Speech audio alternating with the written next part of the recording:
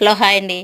మా గార్డెన్లో బెండకాయ మొక్కలు చూశారు కదా ఎలాగున్నాయో. చాలా అయితే చక్కగా కాస్తుంటాయండి. మనకు బెండకాయ మొక్కలు రోజు కొయ్యాలండి. ఈవేళ కోసామనుకో రేపు కొయ్యవలసిన పని ఉండదు, ఎల్లుండి కొయ్యాలి. అలాగైతే అవి రెడీ అవుతుంటాయండి.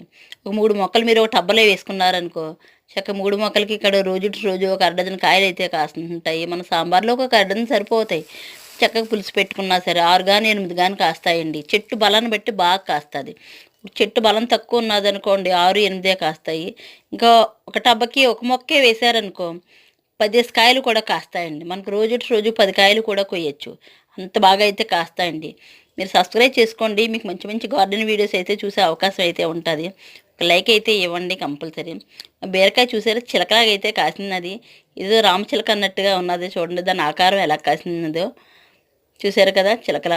ఇందులో కూడా బెండకాయ మొక్క అయితే వేసాను చూడండి, తెప్పల పోయిన తెప్పలలో కూడాని.